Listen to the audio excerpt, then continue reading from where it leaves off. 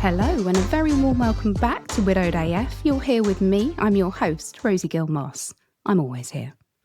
Joining me today, I have got a former guest of the show, Nicky Wake. Now, many of you loved Nicky's episode because we talked about widows fire, so we talked about sexy things.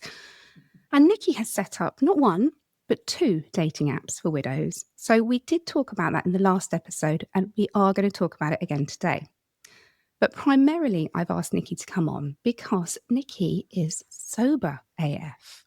Congratulations, Nicky. Thank you. Thank you. So like me, you've had a long-standing relationship with alcohol. And like me, you got to a point where it was no longer serving you. You're no longer perhaps a functioning alcoholic. And I'm just wondering whether, let's just kick off straight away with the nitty-gritty.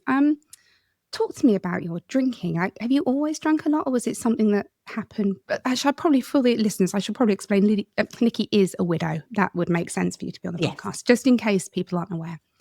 So when your husband died, did it kind of accelerate your drinking, or were you already quite a heavy drinker? I was a big drinker anyway. Very happy, obviously, to talk about it. I've always been a party girl. I practically grew up in the hacienda, so not only was it drink, but also other substances are readily available in such locations. So much so, I started my my events career as a naked podium dancer in the hacienda. Hang on. Stop right there. A naked podium dance, like literally nothing. Well, not completely naked. I did have 2 crosses of masking tape on my tits over my nipples. I'll send you a photo to put in the show notes. Yes, you must. I'm writing this down. Naked Nicky. With the disclaimer that my tits no longer look like that, guys. Don't get excited. Any widowers listening to this, or even widows, because I'll swing both ways. Well, So I used to dance in those, a pair of pink fluffy knickers occasionally, sometimes without knickers, but always with some Doc Marten boots. I did that for a number of years. So obviously that is not something that one does sober very often. I've always been a bit of a party girl. I would suggest that I'm 54 this year. So I was very much part of that ladette culture where, you had to match the boys drink to drink. You weren't woman enough if you didn't. It was, when you look back in reflection, it was a very dangerous kind of media message that was being pumped out everywhere you look. It wasn't wine o'clock, which is just as equally as dangerous these days, but very much that binge drinking kind of culture. And that kind of drinking continued. And at no point in my 20s and 30s did I think for a second I had an issue with alcohol. I thought everybody drank in that way. And quite frankly, a lot of the people I hung out with did. Yeah. I met and fell in love with my soulmate, Andy. Andy had a similar predilection for red wine was my poison. And Andy had a similar penchant for red wine. That wasn't the entire reason I fell for him, but it definitely helped. I think our first date was possibly one of the most pissed he's ever been. He drank quite significantly before he met me. I suggest that perhaps I wasn't the best influence. And in fact, I think on reflection, we were enablers of each other's drinking because it's so much easier to open a bottle of wine at 12 noon on a Saturday and a Sunday if someone else suggests he does it with you, sure. Yeah. And it very much was a mesh and a part of our relationship. So much so I recently did an interview for the Daily Fail, so apologies about that. Andy would be turning in his grave, quite literally. And they said to me, "Have you got any photos of you and Andy drinking?" And I laughed hysterically because trying to find have you got any picture not drinking would have been the problem.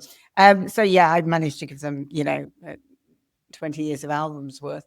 Andy and I like to drink. Do I think it was problematic? I think it was, but I don't think either of us ever admitted it. I remember one very famous incident where we went to a wedding, and you know what it's like at a wedding. that isn't yours. Well, maybe Free it bar. wasn't mine. Yeah, but you drink all day from 12 noon, and I spectacularly fell down some concrete stairs and face planted and had to hide away for 10 days with black eyes. And I didn't at that point think that was problematic. I just thought that was a drunken injury, A and funny it war happened. story. Yeah, exactly. Badge of honor almost. So our drinking was inherently part of our relationship. Every Sunday was special. The red wine would be open from 12 noon. Andy would DJ all day, and we would drink and drink and drink. And a normal Sunday would involve a minimum of 3 bottles. If I'm brutally honest, 4 bottles of wine. So yeah. At this point, I wasn't drinking in the day unless I was having a business lunch. Now, I had business lunches most days. Now, whether the reason I had business lunches most days was because I wanted to drink at lunchtime, remains to be seen. I have nowhere near as many business lunches these days, I'll be honest. So possibly, there were issues there. But it was manageable. It was absolutely manageable. It didn't impact my work. That was If what I was anything, going to it ask. Was what? enhanced my ability. I was running, and still do, a highly successful event management business that turns over 3 million quid a year and runs 25 award shows around the world and employs 20 people. And I can do that when pissed. I mean, now I'm sober. I'm unfucking stoppable, quite I was going to say, I bet you can do it in your sleep now. Yeah, exactly. Yeah, my team want me to drink again. But yeah, so that was kind of drinking. Obviously, when Andy got ill, the very first, he had 3 heart attacks. For those of you who don't know the story, I'll do a very quick précis of it. But Andy had 1 heart attack, had some stents fitted. I brought him home. We were sighing a sigh of relief. I remember toasting the success of the stent op and how lucky escape. And that night, the stent failed, and he had another that night much worse heart attack than the previous one. And I had to do CPR for 40 minutes until the first responders arrived. And I answered the door to them. And the first thing I did, they took over and asked me to step out of the room. And the first thing I did was to go to a wine rack and open a bottle of wine and literally stood and drank the entire bottle of wine. So I think in some sort of, I don't know the psychological term for this, but someone much cleverer than me will do. That moment of crisis was inherently linked with alcohol, and my coping mechanism was almost created in that second of how I was going to cope as, either someone who has a catastrophically injured husband or a widow. And I took to the hospital in the ambulance a bottle of vodka and some Diet Coke, because I knew I couldn't get through what I was about to sit through. And Andy was rushed straight into ICU, put in induced coma, and I drank a whole bottle of vodka in Diet Coke bottles as discreetly as one can on an ICU ward. And I think that moment, you can't blame an incident, right? I was always a big drinker, but that moment turned me from what was a big drinker who I think could have stopped if she thought about it, to someone who became a full-blown alcoholic. And Andy was in an induced coma for 3 weeks. They pulled him out of the induced coma, and we discovered he'd had a catastrophic brain injury. And he didn't know who I was, where I was, who he was. And I was told that my story would not have a happy ending and he would never recover. And sure enough, he died of COVID 3 years later. I remember from the last time I spoke to you, this 3 years of limbo that you had, which must have, I mean, we won't go too in deep, and I'll reference the episode so you guys can go and have a full listen. But that not knowing what was happening and him not being dead, but also not really being alive either. I'm speaking as a fellow alcoholic. No wonder you drank. And my therapist is, because I've done a lot of, talking about this. So I've been sober 3 years now. And she sort of worked with me a lot about that, forgiving yourself, because and as you were talking then, I could really relate to this. It's the moment of crisis and your coping mechanism. And it's the only coping mechanism you know. I hadn't had therapy. I didn't do any meditation. I did widow groups in a fairly superficial way. And so alcohol, it just took the edge off. It numbed everything. And like you, I went from being, yes, in hindsight, I was a problematic drinker from about 14, on and off, but I was always a drink to oblivion kind of person. Is there vodka in that Diet Coke, Nicky? No, there isn't. I was going to clarify. For listeners, I've just seen her have a swig out bottle. Would you like me to get my 17-year-old son to come and do a taste test? He now trusts me around Coca-Cola. He didn't used to for a second. But isn't that incredible? And that, talking about children and the impact it has on them, because for such a long time, I thought they don't know. Of course they don't know. Of course they know. Yeah. Yeah. And even if it's on some cellular level, because you become somebody they can't trust. And it's like you're saying, the bottle of Diet Coke, he trusts that you're drinking Diet Coke. Yeah. I'd make promises and, commit to things and then not follow through on them the next day. Mm-hmm. And I just think alcohol, it's everybody's go-to, isn't it? You're sad, have a drink. You're happy, have a drink. Yeah. There isn't a scenario, particularly in the UK, that we don't drink at. Yes. And when somebody is going through a difficult time, people will bring wine and it's almost like you get a carte blanche to drink as much as you like. You can stink of vodka in the morning because you're grieving, right? Yeah. I got sent when Andy finally did die. A very, very close friend of mine sent me a case of wine with a note going, I know this will be more beneficial than flowers. Mm-hmm. Because he knew me. That wasn't, he wasn't encouraging my drinking. He just knew that was the only way he could potentially. Yeah, people would send me bottles of vodka and things. Yeah, definitely. But yeah, so that 3 years of anticipatory grief, I wonder often actually if Andy had just died, that kind of widowmaker heart attack that happened, would I have ended up the alcoholic mess I became? I think I might not have, because I think I probably would have got into, I would have been, I would have been referred to Way a lot quicker than I was. I couldn't join Way because I wasn't a widow. Counsellors didn't know what to do with me because they knew they were counselling me towards something that wasn't a happy ending. Yet, there's nowhere to signpost someone in that horrible limbo state. I suspect if Andy had just died, I potentially wouldn't have had the complex grief that I've had, because I've kind of lost him twice in effect. There's never an excuse, but I drank to numb the pain. And I don't know as it's an excuse more than perhaps a reason. Yeah, absolutely. And obviously it was lockdown as well. So Andy, so I had 3 years of anticipated grief where my drinking was highly functioning, and it was highly functioning. I was running a business. I was solo parenting. I was flying all around the world in a kind of escape mechanism. I'm very guilty still about the parenting fails that I've had during that period when I should have been there for Finn, and I couldn't. I physically couldn't be. And then obviously I lost Andy, and it was lockdown, so I couldn't see any friends or family. I was running an events business. Well, that was great fun during COVID, obviously. So I couldn't furlough myself. I furloughed everybody else. So I basically just sat in a hot tub in the garden drinking wine from 9 o'clock in the morning. You remember, it was a glorious summer. It's like it is now. I do, Nicky, because I spent most of it in a hot tub drinking Moscow Mules.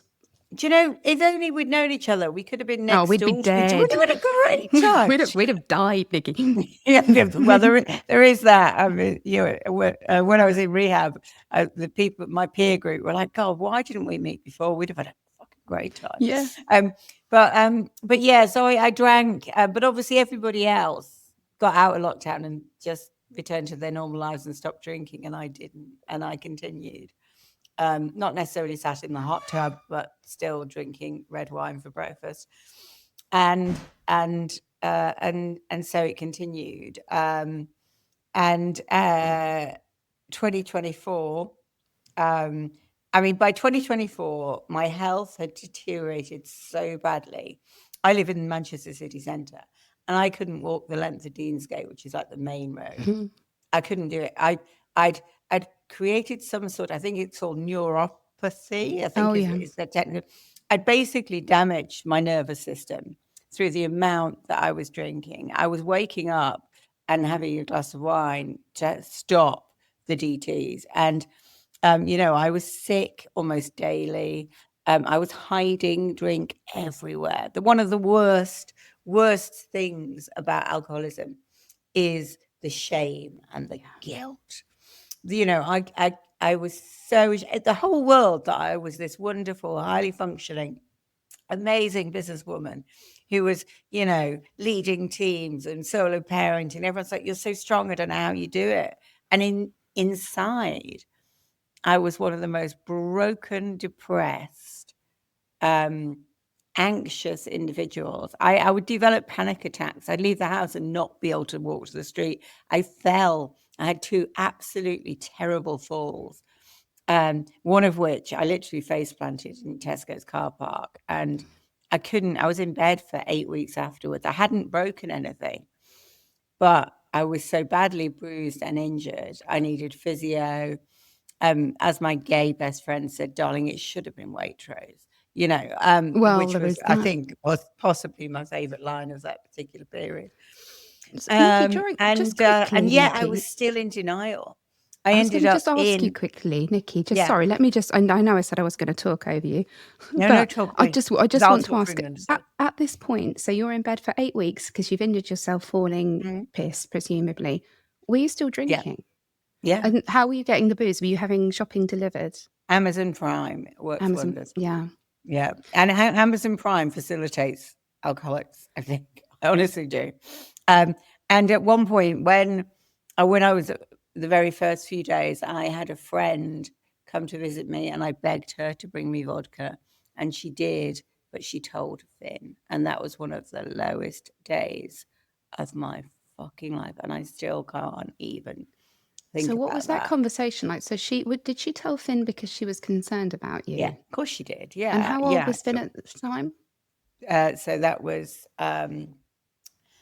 3 years ago, probably, so 12, 13, 14, 13. Okay. So Um, pretty young to yeah, sort of. I am deeply ashamed and regretful of what I put him through. When he was already grieving his daddy.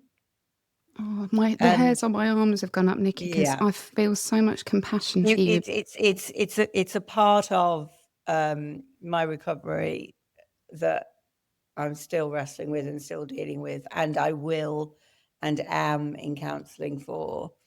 And I'm very lucky that Finn is an incredibly well-adjusted kid with an immense amount of emotional intelligence, and um, and doesn't resent me. Can he forgive me? I don't know if he ever can. But he doesn't resent me, and he has never once thrown that in my face, and he's so good at. And he's an incredibly emotionally mature, well-adjusted kid. When I'll fast forward a little, but I hit absolute rock bottom. I mean, absolute rock bottom.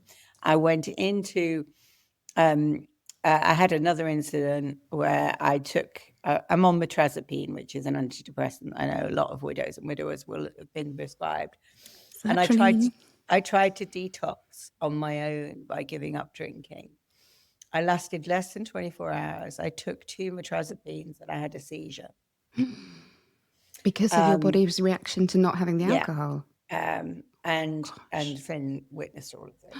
And I was rushed to hospital. I was given a medical NHS detox, pump full of Librium. 3 days later, I was discharged with a leaflet about alcoholism, and advised to go to AA, nothing more. The NHS is under strain. That's not a criticism. And on the way home, I stopped and bought alcohol.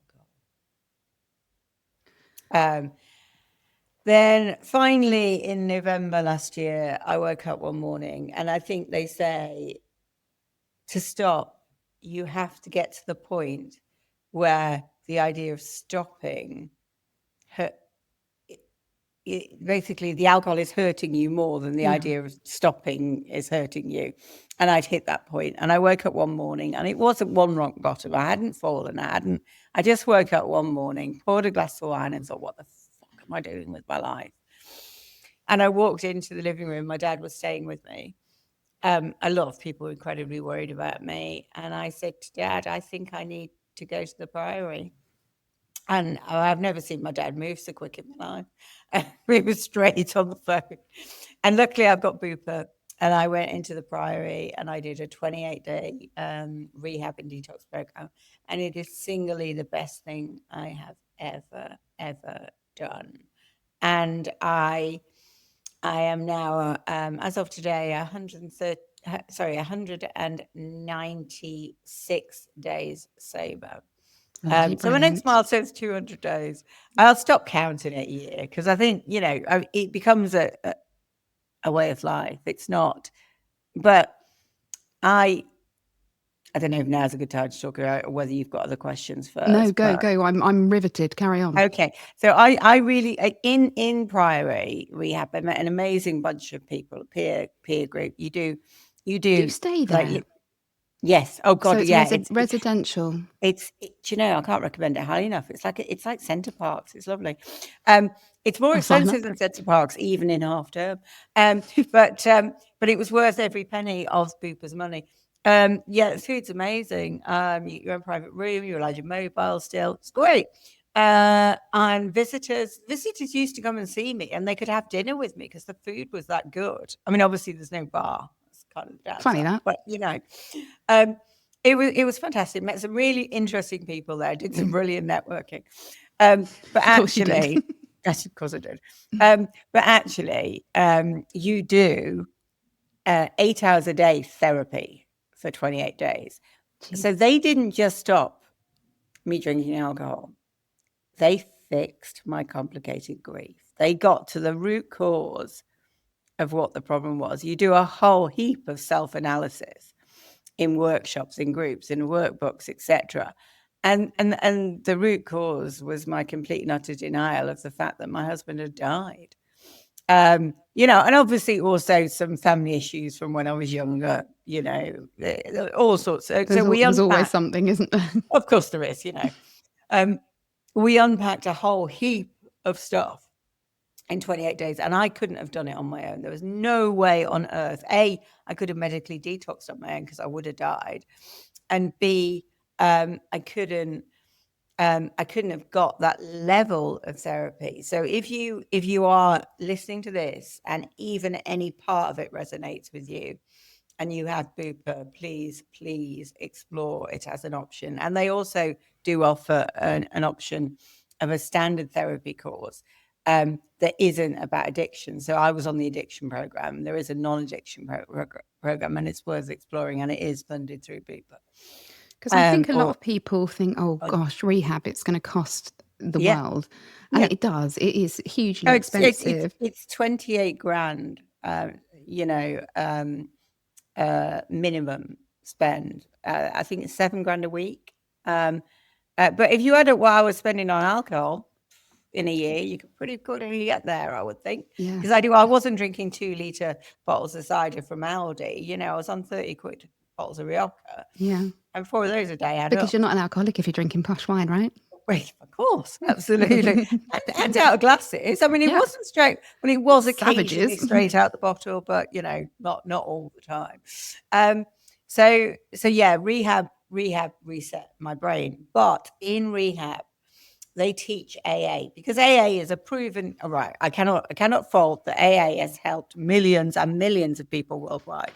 So if you're in AA or you're considering AA, please try it. Right, it didn't work for me. I do not and cannot accept the idea of a higher power. So AA, they say, isn't a religious program; it's spiritual, but at its very tenant is a requirement of having a higher power. Well, as a widow, if there's a higher power, I want a fucking word with them because they took my husband from me. And as I said to a very religious friend of mine, they said to me, it's because God's got a plan. And I said, well, as long as God's plan involves Robert Downey Jr. knocking at my front door, I'm all right with it. But Well, we'll talk about it then. Yeah, he hasn't as of yet. So, I struggled with AA, and when I left rehab, they advised you to go to 90 meetings in 90 days. And I took myself to a meeting, and I was sat in a drafty church hall eating shit biscuits with people I couldn't relate to, who bore no relation to me or my life. And I thought, I can't do this. And I knew if I didn't do it, I was going to die. So I went home and I researched other recovery methods. And when I gave up smoking when I was trying to get pregnant with Finn, and I used hypnosis. And so I downloaded an app called Clear Minds. And I'm in no way affiliated with them. This is not a plug in any way, shape, or form. I listened to the stop drinking hypnosis every single night for 3 months. I still listen to it weekly. And it rewired my brain. I used an app called Reframe, which is a CBT-based app with a community. And that helped. And then I made my phone was like my mobile version of AA. I filled it with 20. I've got a list of 20 favorite sober people. So people I know who've been through similar struggles that are in there that I know, and they're in different time zones because I know people around the world because of my job. I know there's someone I can call any time of day or night if I feel like I'm wobbling. But you know what? I don't wobble. I've literally just got back off a cruise, and it's an all-inclusive cruise. And my cabin was next door to the studio lounge, the solos lounge, where you can hang out as a solo person. And it had wine on tap, on draft, unlimited. There was no barman. It wasn't supervised. So nobody would know. My bedroom was 2 doors down from this. And every day I walked in there and I poured myself a Diet Coke, which was also unlimited. And without even once thinking I could, because I could have, and nobody would have known. Nobody would have known. I was on that cruise on my own. Well, I wasn't. It was with a guy I was seeing. But do you know what I mean? Solo cruises. That's a whole other episode, Rosie. We ain't got time. So nobody would have known. And yet, so I don't think like a drinker anymore. So two other points just to get the business plugs in. Sorry, excuse me. But 3 days into rehab, they gave me a leaflet. They like a leaflet in rehab. Yeah. Right? And they gave me a leaflet, and that leaflet said sober sex. And I looked at it and laughed out loud and thought, what the fuck is sober sex? What is sober sex, right? I've never had sober sex. I have been drunk every time I've ever had sex. I don't think I've had sober sex with myself, let alone anyone else. So, because when Finn was an IVF baby, so the minute I got pregnant with him, there is no way Andy was going anywhere near $3,000 worth of investment. Do you know what I mean? It was, I don't think so. And then for a while afterwards, it was like, this crying thing came as a result of that. I don't want another one of those. So I'd never had sober sex. So then I thought, great. I was having problems trying to date as a widow, but a sober widow, I don't stand a chance of getting laid, at all. So I had the idea while I was there, because obviously by that point, Chapter 2 was an established dating app. Widow's Fire was an established dating app. I know how to run a dating app. That's what I do now. And I thought, okay, well, I'll find one for sober people. And I looked, and in the UK, there is nothing of any quality. Wow. So I registered the domain soberlove.app 3 days into rehab. You are a machine. Yeah, I am a machine. I know. I need to stop. Well, I've also registered sober sex, but I don't think I'm going to get away with that one. Google's algorithm won't like that. So we're going to have soberfun.app, which will be our casual, our Widow's Fire equivalent, if you like, for sober people.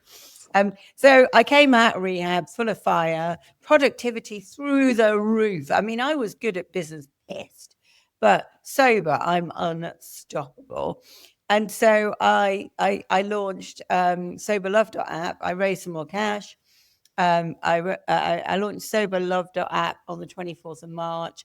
We've got over 1,500 members already. It's Wow. live in the UK and the US, and we've got people paying us to use it already, which is amazing. Fantastic. And in my business plan, I'd not put any money until November. I'm already making money.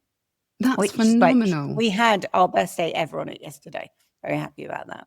What I like about you, Nicky, is in a way I'm sort of bringing myself up here as well, but what we've done is we've seen a gap where there's something that doesn't exist that we would like to exist. Yeah. And then we made it happen. Yeah. And that's amazing, isn't it? Because we're not the only ones. All the best business ideas come from. Trying to solve a real problem where there isn't a solution is, Uber is exactly that. Yeah. Trying to hail a taxi in Tokyo. Do you want to try that? Do you know what I mean? I've never been to Tokyo. That's where all the best ideas come from. So sober love. So that, I tick that box. But I was trying to wrestle with the fact that if I couldn't get on with AA, there must be millions of other people in the world that feel the same, right? I'm not unique in that. And the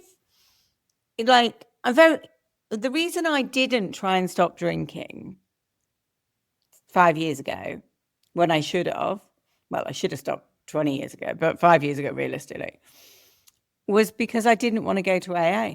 Yeah. I didn't want to label myself. I didn't want to have to stand up daily in a room, drafty church hall, eating shit biscuits and saying I'm an alcoholic. Yeah. I didn't want to say I'm never going to drink again.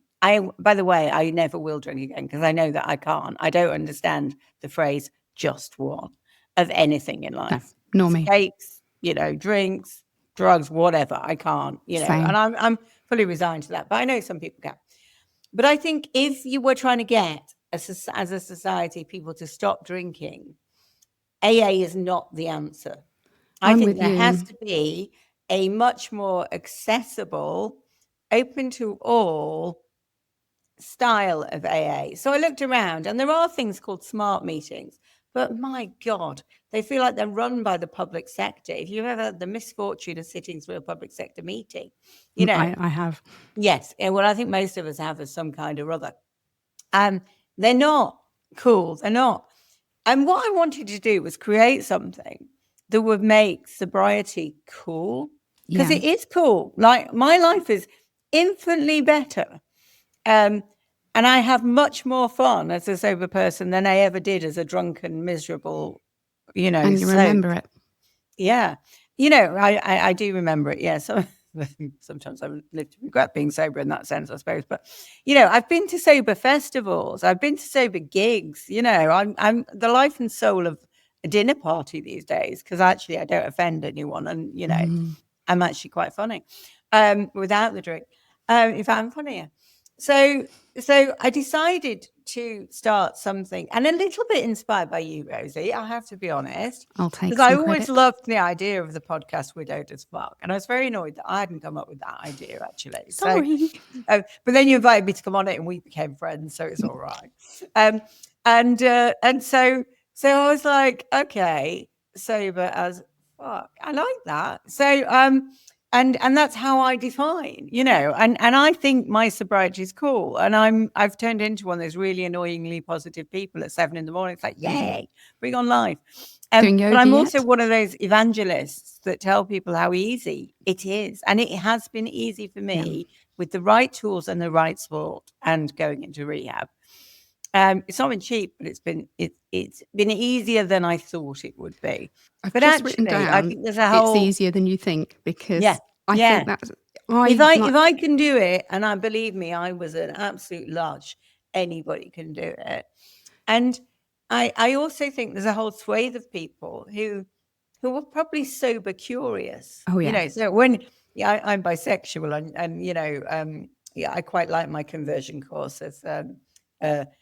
By curious women that suddenly tip over the edge, and I think I'd like to do the same with sober people, not shag them obviously, but maybe, but sober curious people, to say you don't have to define as an alcoholic, you don't have to say I'm never going to drink again, just try it for a month, see what happens.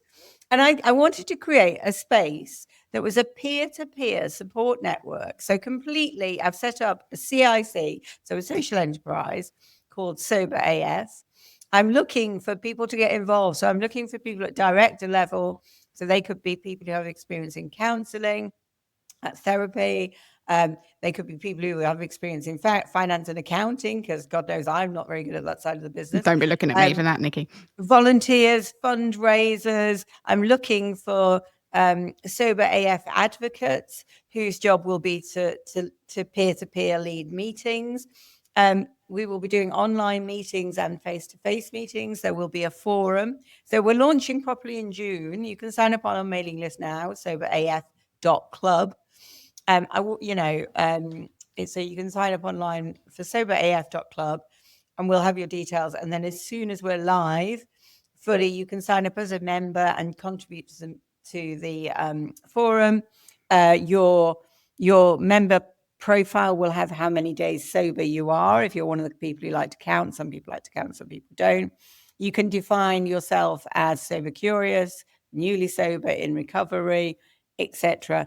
And there's an opportunity for people to post messages of support, etc., on there. And hopefully we're looking to grow communities right across the world. But we're starting with the UK and the US because their markets, I understand, and I've got reach in already. And it's completely free to participate. We will be funded through donations. So when you join, you are asked if you'd like to donate. You don't have to donate. If you can't donate, that's fine. We're also applying for grant funding from other charities, etc. And we're running a huge PR campaign, and we're talking at the moment with some I can't announce any names, some very exciting and famous people who are sober. So there are some people who are notoriously sober who've changed their lives through becoming sober, and like to bang the drum about it. So watch this space. We've got some really exciting announcements. We're going to have a big old sober launch party. Will you do that in Manchester? Yeah, so we will do a launch in Manchester. There's an incredible bar in Manchester, which if you're sober, check it out. It's called Hinterland. It's in the Northern Quarter, Hinterland, and they are amazing. And then they're hosting the launch of my Sober Love app. So that's the dating app part of my life. We're doing the launch of that on the 1st of July with free drinks provided by Eisenberg Wine, and hopefully Lucky Save when I get hold of them, because that's my favourite alcohol-free Presumably, beer. I was going to say presumably non-alcoholic wine. Yeah, absolutely. Yeah. Eisenberg, non-alcoholic wine. And there are so many amazing non-alcoholic products out in the market. It's so easy to go to a bar and not drink alcohol these days. Can you drink non-alcoholic wine, red wine? I do. Red wine is the hardest one to get right. I'm going to be honest. There's a Wolf Blass do a non-alcoholic Shiraz, which is drinkable. See, I don't drink it. I don't drink any wine. Well, no, obviously I don't drink any wine, but no non-alcoholic wine either. But weirdly, I never drank beer, ever. Don't like it. No, I didn't, but I now drink non-alcoholic beer, yeah. Because I don't know what real beer tastes like. And I think that's a good piece of advice from both me and Rosie is, if you're a wine drinker, shift to non-alcoholic beer.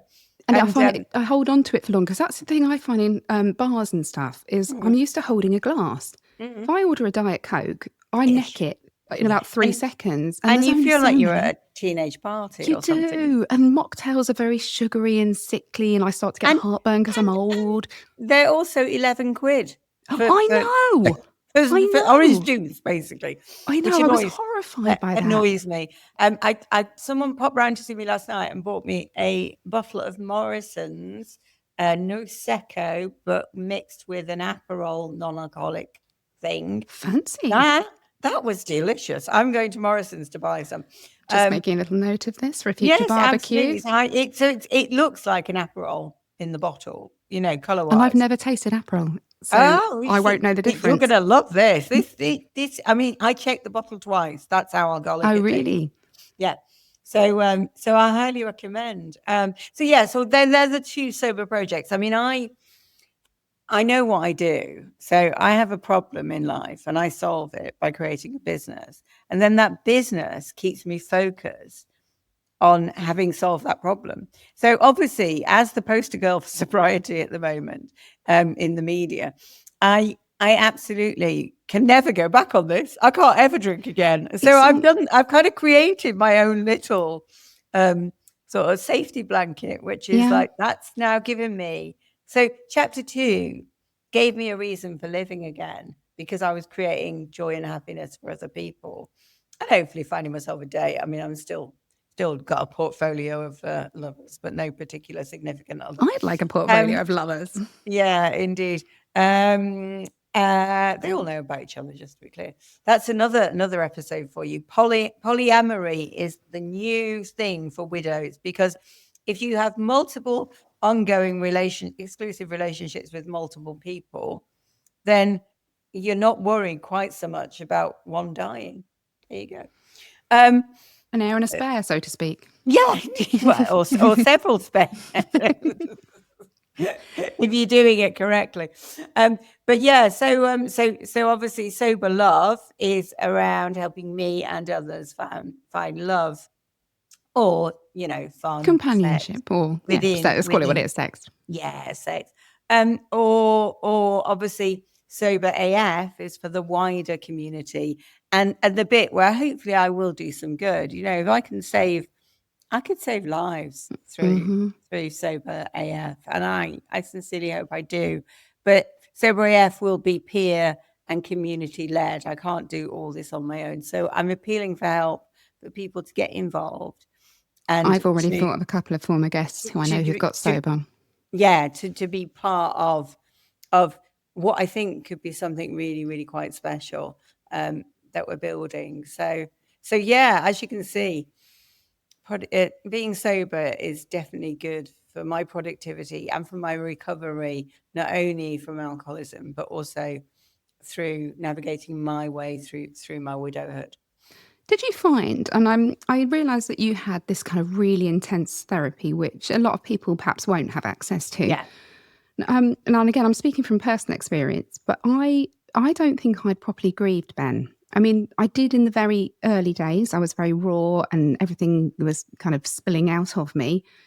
But I think the alcohol sort of stunted my grief. So when I got sober, I was absolutely blown away by the level of pain I started to feel.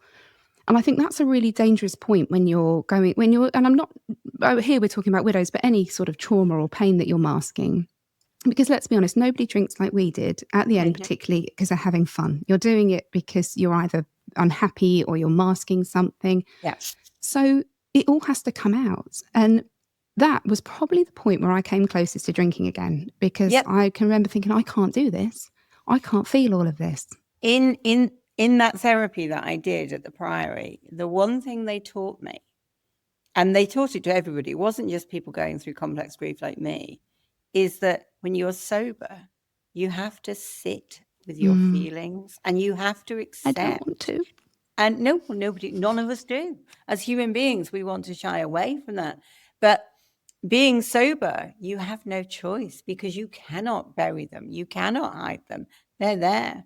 And actually that makes you deal with those feelings and face them head on, which can be uncomfortable, but actually is better for your mental stability in the long term. Because I had to sit and face the fact that my husband, the love of my life, was gone and was never coming back. And I needed to face that on a daily basis. And with that facing comes acceptance. So I absolutely didn't grieve properly because of the alcohol. I mean, I even tried EMDR therapy while I was drinking. And then I was like, well, it didn't work. Well, of course it didn't work, because you were drunk the whole time. It's not going to, you can't rewire and rework your brain, neural pathways. And I found I was doing all this work to kind of get through the grief, but I was still drinking. So none of it really had any effect. Matters. No, you don't have the impact. I'm thinking about how busy you are, and I'm wondering if that is also a sort of avoidance. Yeah. I am a workaholic. I have to have a holic phrase to Yeah. something I do. And you know, my rationale, I mean, I know Finn worries about how much I work, but actually this is a healthier addiction. And when people worry about how much I work, can I just point out, I was sat on the top deck of a cruise ship working in the Caribbean last week. So it's not all bad. There are ways, particularly in modern day world, of being able to work and being online 24/7, and it not feeling like a chore. And I'm doing stuff I love, Yeah. you And know, that's and the I'm big thing, passionate isn't it? about, and I genuinely feel like I'm making a change. Um, I can't ever imagine retiring. I can't even ever imagine slowing down at the moment. You know, I've got, because I've got my health back. People often say to me, "You're not tempted just to have one drink," and I have gained so much more than I have lost as a result of stopping drinking. I could barely walk. You know, I couldn't remember whole conversations with friends. I wasn't present for my son. My life was miserable. If one glass of wine is What's more the point? appealing than this new life I've got, then, you know, I might as well just end it, because I find it quite insulting sometimes as well, because I think, well, hang on a minute. Do I need to have a glass of wine? Like, am I, yeah, do you know what I mean? It's that sort of, oh, yeah, go on, have one, don't be boring. And I've yes, been very lucky. And I think I've only had that said to me twice, because most of my friends are respectful of my yeah, sobriety. And actually, as you were saying about, you know, sober curious people, one of my friends in particular, she was sober curious, and she's now, I think she's 200 days sober. And she mm, wasn't a drinker like I was a drinker, but it was starting to impact her life, her anxiety, her day-to-day functioning at work. Because I think also there's something about getting past 40, you just can't process it as well as you used to. yeah, My hangovers were so awful. On, you know, I didn't used to remember putting my daughter to bed. I mean, that shame there, you can hear it in my voice, yeah, right? And you know, I remember saying to John, "Well, did I put Tabby to bed last night?" And he was like, "Yeah." Because I even hid it from him. You know, it was mm, sneaking out to the kitchen and having an extra drink, filling up vodka bottles with water. There was so much slyness, yeah, deception, secrecy. And I'm a very, very honest person. I actually really struggle to lie. But when I'm drinking, I don't care about anything else yeah. apart from the drinking. And it It's turns me into a so person I selfish. don't know. Yeah, And I said to somebody once, and this is something I stand by, apart from the odd little thing, I don't think I've ever done anything that I'm ashamed of, like really deep core mm, ashamed of, sober. So yeah, why would I go back to that? Why would I yeah, burn everything I have down to the ground for one drink that's never going to be one drink? It's going to be 3 drinks and a call. yeah. I'm kind of, what's the point with one drink? There just isn't, is there? Yeah. It's yeah, and I there are different levels of drinking, and some people have a problem with drink but aren't what I would class alcoholic. I am a true alcoholic, and you know, I know that I will never drink again. It was And also interesting hearing you. I just that popped into my head quickly when you were talking about Andy and when the ambulance came. Um, when John, when he had COVID, so probably around the same time actually, yeah, the ambulance came and I was pissed and I was trying really, really hard to not look pissed, and I was sneaking into the kitchen having a little quick drink because God forbid the warm fog of the alcohol wore off and I could feel the pain that was going on. Um, but yeah, it in a way, I think, and this is perhaps a controversial thing to say, but in a way, I almost think somehow the alcohol in the early days did protect me a little bit. yeah. It's not me condoning that you all wrap yourselves in a bottle of vodka, but I think I wouldn't have been able to go through the motions at that time if I was feeling the enormity of the loss. I Whereas, think particularly if you've got dependence of some yeah, kind as well. See, that pressure that you have, if you have children or elderly parents or whoever depends on you, and a life altering incident happens, and yet you have to continue, you can't not get out of bed, the kids have to go to school, you know. um I think the alcohol was a coping mechanism and a tool to numb the pain, to create some sort of semblance of functionality. The problem with alcohol is it's a progressive illness, and you need to drink more to maintain the same level, and that's the slippery slope that happens. And you get to the point where you can't stop it yourself. One of the other things that I really struggle with is this idea of loss of identity. So when you have drunk and you've been a party girl, I never danced on a podium naked. I don't think. Yet, Rosie, now come on. I told you to come up to Manchester. Oh, God. Can you imagine? Nobody needs to see that. But I did, I did drink heavily from a young age. I had, various nicknames growing up. And, I was always a guaranteed first on the dance floor, last one off, everybody back to mine. And I didn't know who I was going to be when I stripped back this persona. So and true. it's a really frightening thing to do, because you know this person, this kind of drunk or hungover version of you, but you don't really know the other one. And I used to think, will people like me? Will I be fun? Will people want to hang out with me? I tell you what else, will life be boring? Well, definitely. But I met in rehab, so at the Priory, who I can't say enough good things about, I'll be honest. Those amazing. Other rehabs exist, but for me, that they were transformational. But they have peer supporters. So they have people who have lived through the Priory experience and go back and volunteer, to help. Because that's kind of the 12th step is, pass this message on to other people. So people go in to do that. And there's a lovely lady, and she won't mind me giving her name, called Georgina. And she is mad as a box of fucking frogs. I mean, I adore this woman, right? She's probably in her 60s.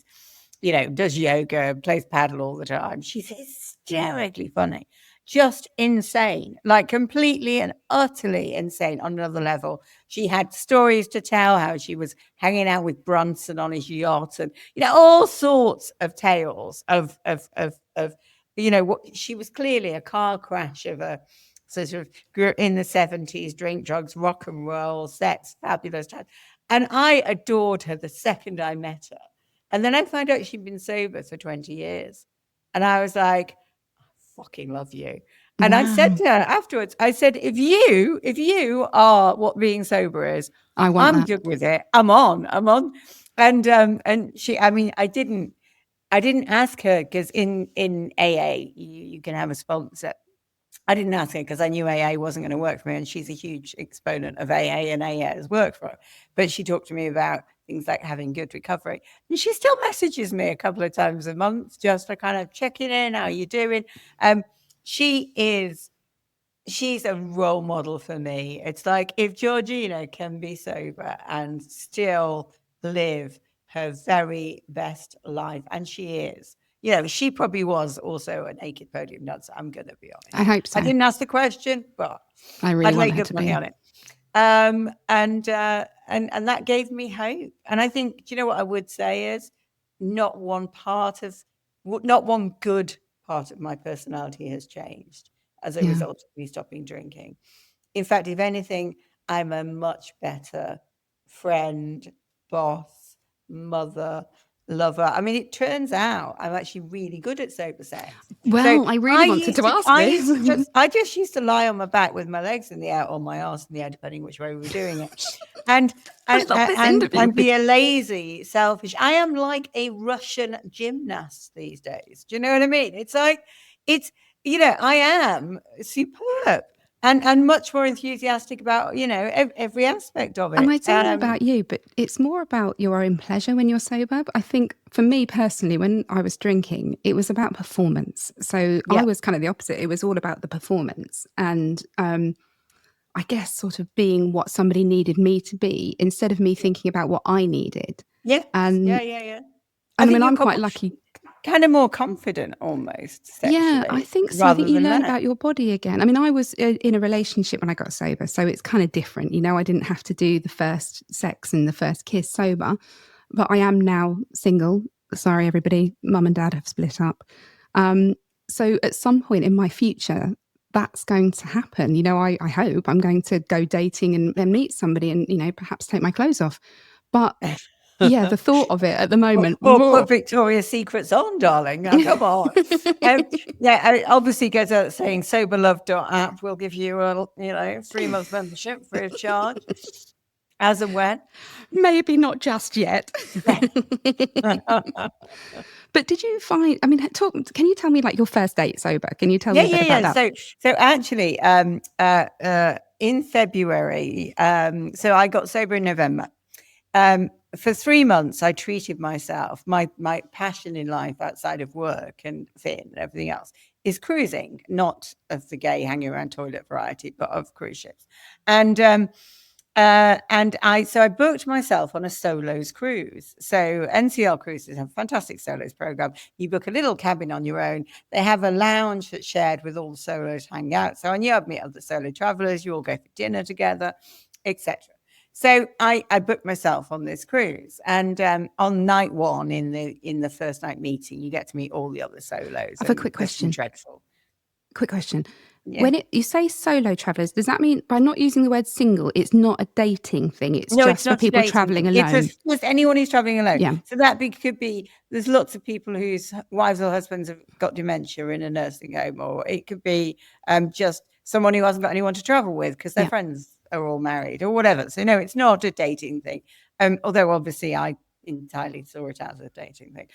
So and I went armed with lots of flyers because there's lots of widows on it as well. So you took flyers. I love you. Busy networking my way around the room. And they do these dreadful icebreaker games. And obviously my icebreaker was, it was truth and a lie. And I said I used to be a naked podium dancer. Well, that got everybody's attention in the room. I bet.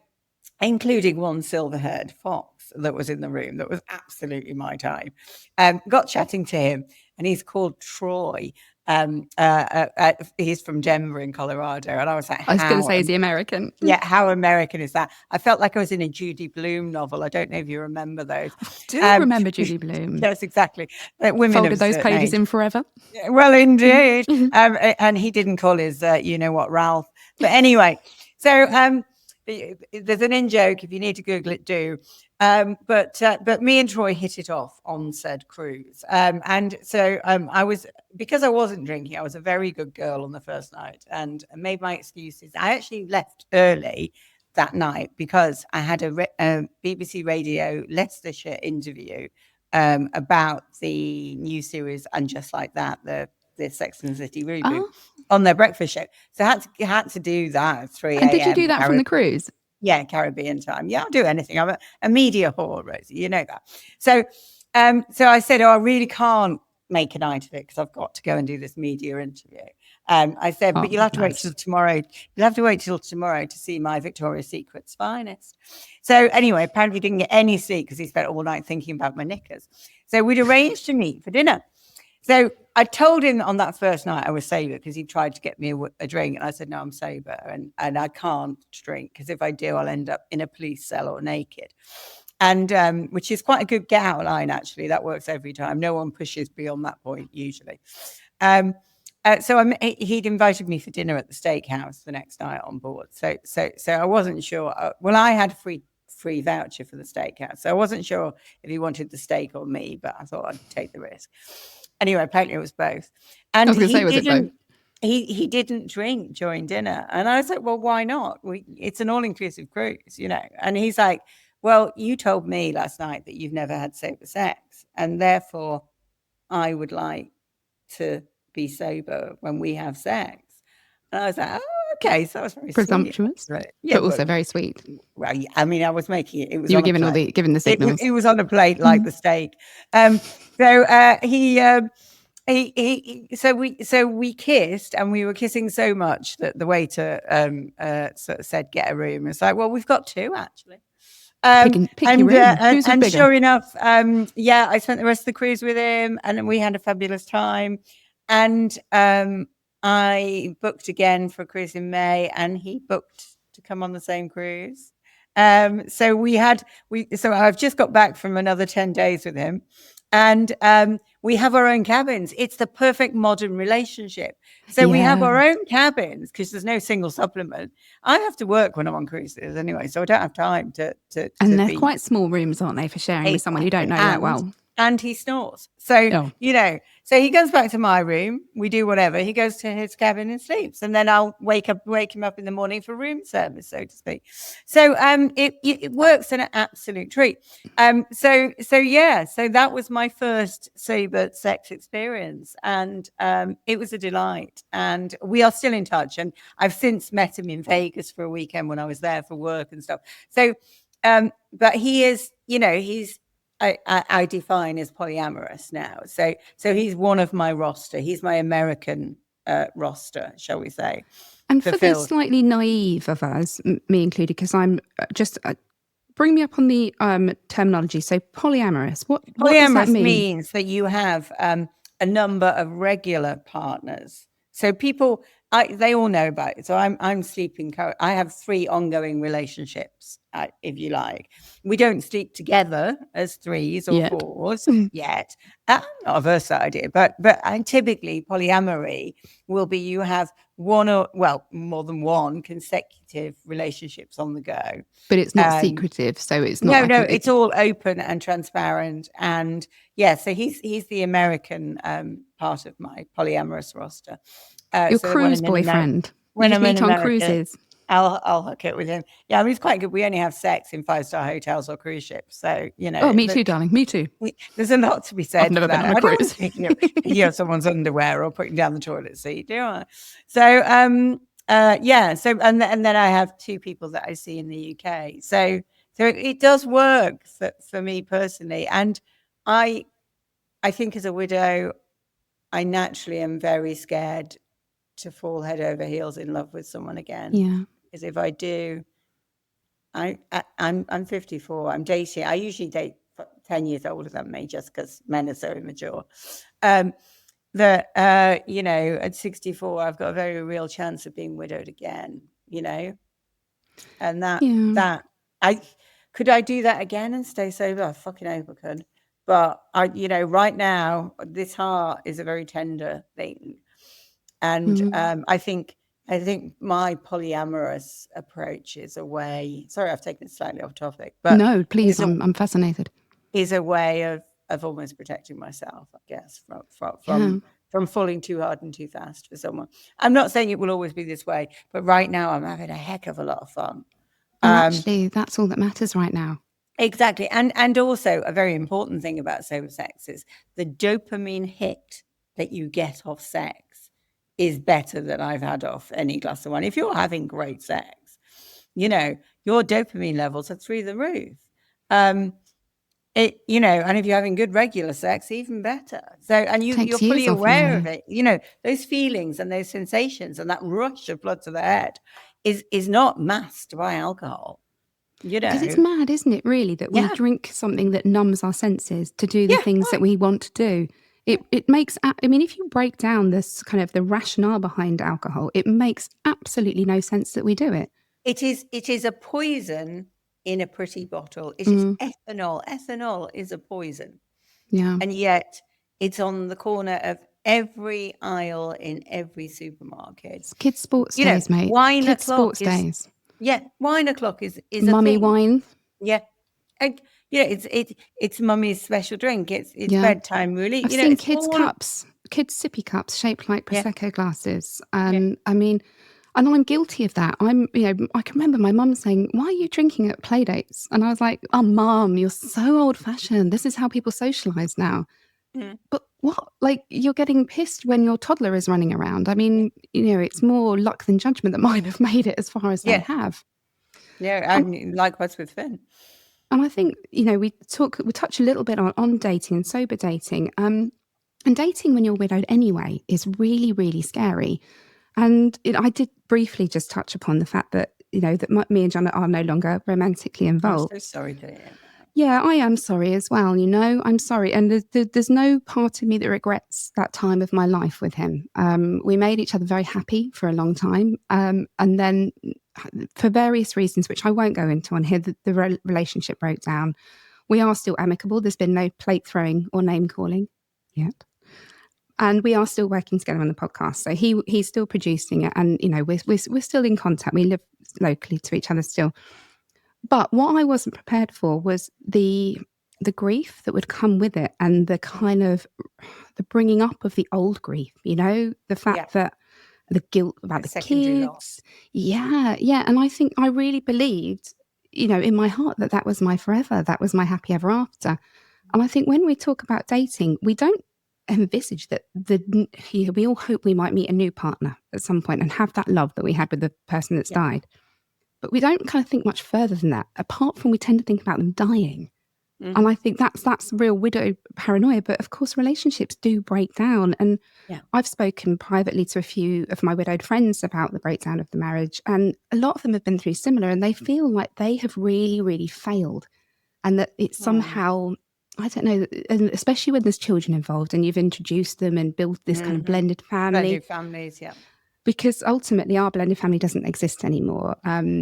So it's like they've lost a dad again, and it's very difficult to have to navigate them through.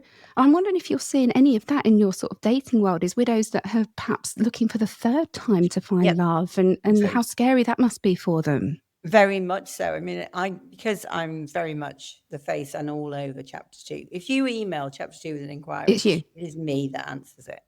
And people are always surprised. No wonder you don't bloody sleep. I can't get on Facebook messages. At 2 a.m. They're like, what are you doing up? I always respond. And we've had numerous people who've emailed me to say, I was widowed, but like 10 years ago, I've since had a relationship. We have split up. Do I still qualify? It's like, of course you do. If you have at any point, and we don't define widow as having been married, we're obviously completely open to LGBTQ plus compliance. Anyone who has lost a significant life partner to death and is at whatever stage in their dating journey, be that second time around, chapter 2, chapter 3, chapter 4, chapter 5, our door will always be open to you, because the challenges of loving again and again and again after loss still exist. And I know, I won't mention names, but in particular, a couple who met on chapter 2 were very happy, and I class them in my mind as one of my case studies.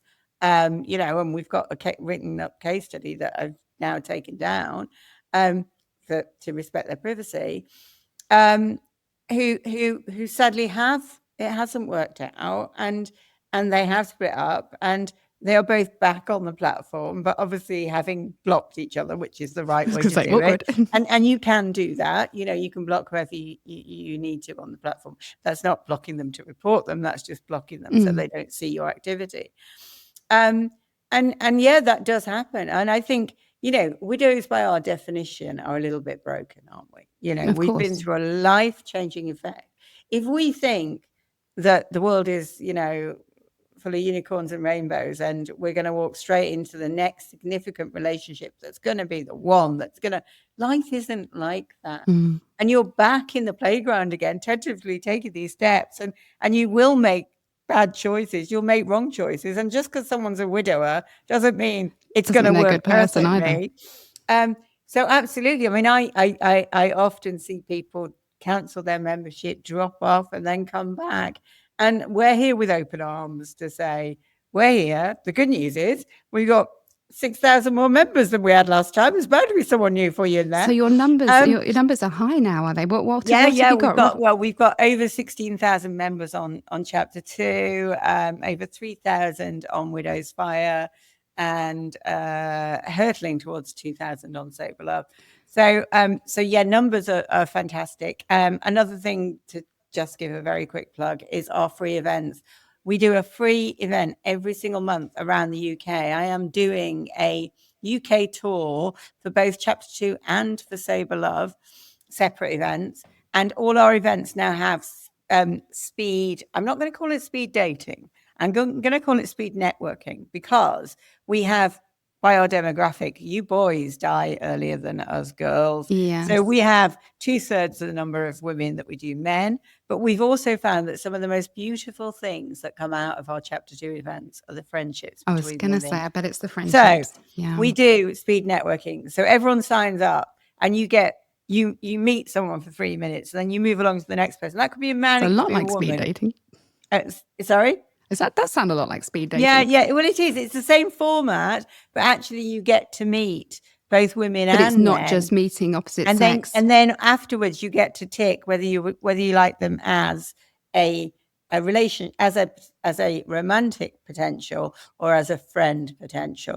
Because obviously some people, we cater for all sexualities. I'm bisexual, so the room's all mine in theory. But obviously I do not sample the merchandise on my own site because that would be wrong. But yes, and they're great fun. So we do them all over. We're in Birmingham next. We're in Birmingham tomorrow. And then, tomorrow. Yeah, Birmingham tomorrow. And then we've got, well, they're all on the website. If you go onto the events page on the website, they're all listed there. They're completely free to attend. And I even buy you 2 drinks for coming for Dutch courage or sober courage. If you want to. Do you have to be a widow? You do, don't you? You have to have lost a significant life partner. Yeah. So in the context of widow, like we use it here. Yes, yeah. That's how we define widowhood. Yeah, mine is if you lost your romantic partner. Yeah, although, I mean, to be fair, I do have a couple of members who've asked me, could they join, whose partners are, like Andy was, incapacitated in a nursing home and unaware of who they are. So they're in that awful phase of anticipatory grief. And having lived that and dated through that, which is something I've never talked about publicly in the press, by the way, because it's quite a tricky subject, I couldn't make that judgment call against them. And so I said, as long as you're very clear in your profile, then you are welcome. But they do have to detail that in their profile. And I guess that's what sets you apart from the traditional dating apps, apart from the fact it's widows, but is that access to you, to say to you, is this okay? Is this an acceptable thing to do? And you can then make a judgment call because you've been through this. Absolutely. And that's so few people have. And I regularly email, particularly men, sorry boys, anyone listening, but to go, that profile you've written, right, can I just give you a little bit? It's like, no, love, that ain't going to work. Come on, let's work together on this one. So it is that sort of real personal approach. I don't know how I can sustain that forever, but I do have, we have chapter 2 champions. So if you live locally and you know a few widows, you can become a chapter 2 champion, which means that you can host a coffee morning, you can moderate your own thread on the forums, and you can get involved in the strategic direction and decision around chapter 2. So they're my kind of widow warriors. So anyone who's interested in that, you also get free premium membership. So you pick off the cream of the crop. Yeah, exactly. Absolutely. That's how it works. So there are opportunities, and that's good for people who can't afford membership fees, because obviously I appreciate some of us widows are fortunate enough to have benefited from life insurance, others not so. But I am very much here and real. And if you want to talk to me, widow to widow or widower to widow, please, my email, nikki@chapter2dating.app or nikki@soberlove.app is always open, and I'm always happy to talk. Or come and see me at an event. I might come and see you at an event. Yeah, I love what you're doing, and I will put your details in the show notes as well. Please do, yeah. Well, Nikki, before we finish, I don't want to finish, actually. I want to record another hour with you, but, let's keep it on topic and get you back for another I'll always come back. We'll be here for days otherwise. I'm not just saying this, but it is my favourite podcast, so I will always come back. Thank you. I'll put that in my testimony. I just entered the podcast award, actually, which took a lot of balls to do. Well done, you. And pulled together some testimonies. Why don't you come supported? Well, it's when is it? It's later in the year, but it's the worst bit is you have to pull together like a compilation of clips, and it's like, where do you start with all those episodes? Yeah. But it had to be anyway, I digress. So Nikki, just tell me, just before we finish, I'm just going to ask you kind of what would if you've got somebody listening now and they're thinking, I have got a problem with drink. I'm listening to these 2 crackers women and thinking, oh, that sounds a bit like me. My advice is always do 100 days. Do everything that you do in life over those 100 days. And if you don't like it, you can go back to drinking. What's yours? What's your go-to advice? Yeah, I mean, I would again, I'd probably say if you were drinking like I was drinking, it's dangerous just to stop. So of course. At that point, you need to seek some medical help. If you are drinking from 9 a.m, don't just stop. That is dangerous. It could be fatal. If, however, you've got problem with a 5 o'clock glass of wine and a bottle a night, whatever. Again, always good advice to run it past your GP, but taper down would be the way to do it. And then go for a number that's achievable. The dry January thing works for a lot of people because it bleak, sort of feels doable. And my advice would be, don't do January. That's the most miserable one. Why don't you do February? There's only 28 days, right? So that feels even already like a better chunk. There's also a really good program that's cheap to access. It's about 20 quid. It's run by a guy called Jason. It's called Shrink the Drink. And he does a daily video. He's a bloke, so it didn't quite resonate with me as much. I'm rereading something called The Naked Mind by Georgia Foster. It's a brilliant book all about why we drink and when we drink. So that's worth doing. I highly recommend you download the Clear Minds Hypnosis App. I think it was about 25 quid, best 25 quid I've ever spent. Spent more than that on many bottles of wine. Glass. Or the Drink Aware app, which I think is free to trial for the first month. So Drink Aware, and also Sip Less is another app, and Reframe is the one that's got CBT in it. So those apps are really good tools. There's loads of what they call quick lit out there. Yeah. There's a great book by a couple of women who I think would resonate with both of us, called Love Yourself Sober. That's all about self-love and the fact that many of the reasons that we drink is because we don't love and respect ourselves. At the height of my drinking, even showering felt like a chore. Oh yeah. And eating. Yeah, exactly. So I think there's a lot wrapped into drinking around self-love. But I would suggest set a realistic and achievable target for yourself. Don't think I'm never drinking forever. Think I'm not. I mean, it's an AA adage, but one day at a time. I'm just going to not drink today, just for today. I found that's one thing. So my dad, who's been sober for over 30 years now, he very much repeats that one day at a time. And the other one he says is, if you find yourself wanting a drink, you say, I'll have it in an hour. Yeah. Because you'll never, I'm one of these people, I definitely have a PDA profile. And if you tell me I can't do something, I do it twice and take pictures. So if you were to say to me, you can't drink again, Rosie, I'd be like, fuck you, and have a drink. Whereas if I say to myself, which I quite often do, and particularly when I was on my own again, because it's that feeling of, well, nobody will know, but poor me as well. Poor me, I can have a drink, I'm all alone. And I sort of say, well, yeah, you can if you want to. Nobody will know, but how are you going to feel tomorrow? Mm-hmm. And it's that playing it forward, isn't it? It's thinking about waking up with your mouth like sandpaper and picking up your phone and the fear. And I think the other thing for me is I'm 194 days or whatever. It will be 200 days this week. And I can never do another day one. Day one's the hardest day. All right. Once you've done day one, it gets easier. I feel like you're as stubborn as me and you don't want to admit defeat as well. Yeah, no, well, yeah, I can't. I mean, that's why your whole business now. I've built 2 businesses around staying sober. I can't be the one who fails. And that's important. I think the sense of community, find yourself. And this was crazy Georgina lady. Best piece of advice to me was put 10 numbers in your phone of people who have good recovery. So she was saying to me, they don't have to be in AA. They need to have what I would class as good recovery. And I think that's it. And also hold yourself accountable. Tell people what you're doing. I think that really helps. The minute I said I'm getting sober, the rush of relief, love, and support. I was going to say all the support from friends. The day before I went into rehab, I spoke to Finn, and it was the day before his 17th birthday. And I said to him, I'm not going to be here for your birthday because I need to go into the Priory.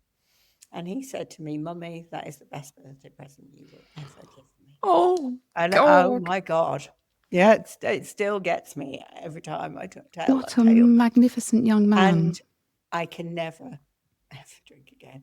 But you need to do it for yourself. You don't need to do it for someone else. You can't do it for someone else. I didn't stop for my kids. You didn't stop for your kid. The things that we love the most in the whole wide world are not enough. It has to be a decision that you make. Of course it does. Absolutely. And I think, I think that says it all. But the one thing I would say is, if I can do it, I swear to God, anybody can, because I was the world's biggest lush. Every time someone got me in Secret Santa, which my entire team hate getting me in Secret Santa, is, I would get a bottle of wine or a corkscrew or a sign that says something about wine, or every present Every I've birthday ever been card. given. I had a present Finn had bought me, which was a glass frame that you put corks in. Obviously it was full within the week, really. But, of every time's wine time, or, or whatever. Those kind of, I drink red wine, and me was so synonymous that, Adele sings a song called I Drink Wine. And actually, ironically, having been to see Adele live in Vegas, where she charged, I remember seeing you did that. Yeah, she charged $80 for a glass of wine. That was nearly enough to make me turn sober that night. I could now go and spend the $80 on a hoodie, couldn't I, instead? Yes, $80. Jesus. Yeah, I know, $80. But it was shit wine too. That's Vegas for you, isn't it? But that was my theme tune, and I think if I can do it, then anybody can. And actually, what I would say, and I always say, is reach out to me. I'm happy to chat. Yeah, and same here, actually. Yeah, I think that, and I know in AA they do this, where it's 12th step, you give back, and I think you kind of do that automatically, because if you've come through the other side and you stood at the top of that sobriety mountain and surveyed the chaos that your life was before, you want other people to experience this, and you want to be able to share it with them. And yes, we are evangelical. I don't view myself as, I'm not anti-drinking. I've got wine in my fridge right now, because I'm now at the point where I can have wine in. Somebody left it in my fridge. Before, I would have had to hide it, but now I can do that. And if I have a barbecue, I don't provide alcohol often for people. No, I never provide. If people bring, they drink, and they take it away with them. I wouldn't have it in the house. I only have non-alcoholics in the house. But I wouldn't have at 200 days. I think each day almost you get things change, and because I can remember thinking to my dad, how come you can have booze in the house? Even as a teenager growing up, I couldn't understand why we would have it in the house if Dad didn't drink.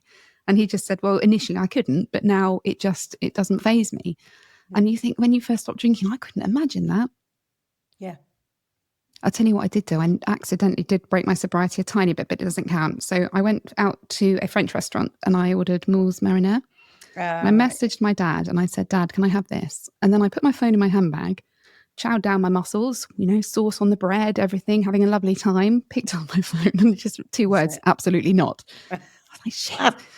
But I thought, well, I didn't taste it, so there can't have been much in there, because I think you've got. And there is the theory that it cooks off in there. Yeah. But yes, I one of my favorite meals is steak and peppercorn sauce. I always have to check there's no brandy in there. Yeah, because it's in bloody everything. We went for dinner not that long ago, and every dessert had booze in it. Well, and my favorite lager, non-alcoholic lager, is Lucky Saint, which has a 0.5 in it. And that's my dad wouldn't drink that, but I probably would. Yeah, well, and there's a big argument about this. And then someone told me there's more alcohol in a banana than there is in that. So I kind of thought, okay, that's fine. And that's, so anything 0.5 or less is classed. And you couldn't get drunk on Lucky Saint. And that's the thing. If it doesn't get you inebriated, then because I don't know if I was physically addictive.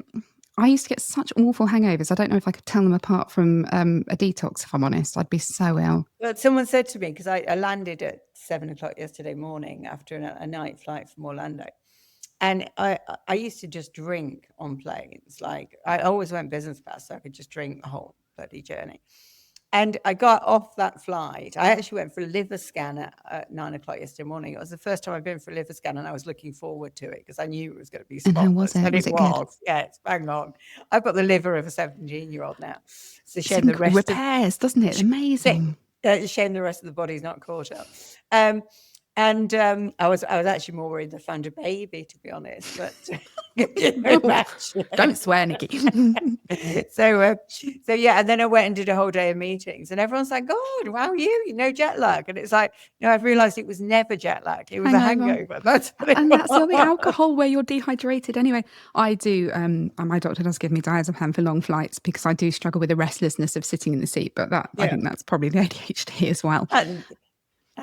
Absolutely, yeah. No, I must hit mine up for some, but yes, it's but it saved me a fortune on wine and turning left. So. Oh, did you go Capel class? Yeah, Oh, 7 Nicky. hours, I can do that. I'm flying out to New York in July. I'm actually going to speak at a widows conference, so it's quite exciting. Camp Widow? No, it's not. It's called It's Lifey, and it's a lovely lady called Jennifer contacted me that she was looking for a guest speaker. That's right. So, and they're flying me out, which is really, I feel really important and special. That's great. But I was pricing up the flights, and I was like, oh, well, that's 300 if I go right and 3,000 if I go left. Yeah, but I don't drink. Not quite established enough to put that on my invoice yet. So I'm going, and I just thought, I'm not traveling with my kids, am I? So it's just me. I'll be fine.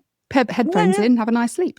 Absolutely. No, you look forward to it. Huge. Well, make sure you drop my name. I do my speaking, so I'd love to. We could go out together at future ones. But yeah, it's good. Well, I think there's a team. Well, we're going to talk actually after this. Nicky and I, we're going to talk about working together. So I'm going to pull the plug on the interview because otherwise we won't have time to do that. So for anybody who's listening out there, Nicky has given you some amazing advice. Please don't hesitate to reach out to either of us if you want some more. I'm not going to read through all Nicky's apps right now, but I'll put them in the show notes so you can find them. But thank you for your candor and your honesty. And I knew you'd be like this anyway, because your last interview was so great. And it is really refreshing to hear somebody talk kind of warts and all about it, because we do tend to gloss over it a little bit. We don't want to talk about the really ugly stuff. But actually, I can relate to almost everything you've said, and I think other people will too. Any last words? No, just thanks for having me. Always a delight and a pleasure. And, the offer is genuine. If anyone, widows or widowers, are struggling in any way in anything I've talked about, please do reach out to me. I promise I respond to all emails personally. At 2 a.m. if you're lucky. Yeah, well, almost always at 2 a.m. It's when I do my best responses. Do you sleep? Sorry, I keep trying to finish the interview and then ask you another question. Do you sleep well now? Yeah, I sleep brilliantly. Since I stopped drinking. Yeah, it took me a while to adjust to it, but now... And I used to have to listen to an audiobook to go to sleep or something to block out my thoughts. And one night I just went, just sit with your thoughts. I'm going to sleep really quickly. It's like if you give those buggers free rein, they leave you alone. That's where the hypnosis actually really works. You listen to that in bed and you're asleep. Yeah, I do a lot of meditation and all that or stuff. Legal CBD gummies, and there are legal ones out there. So. Mate, I get prescription good stuff. Well, I'm under a clinic called Curaleaf, and it is completely legal, approved by the NHS, and I take it for my ADHD because I found the ADHD meds were giving me really bad anxiety. There you go. Excellent. Cali sober, I think is the term. Anyway, on that note, I am going. Lovely to talk to you, Nicky. And for everybody out there, you take care of yourselves, and I'll be back with you very soon. Lots of love. Thank you for listening. If you found this episode helpful, hit follow or subscribe so you don't miss the next one. And if you think someone else may benefit from this, please do share. We'd also really appreciate a quick review. It helps more people find the show. Thank you again, and see you next time on Widowed AF.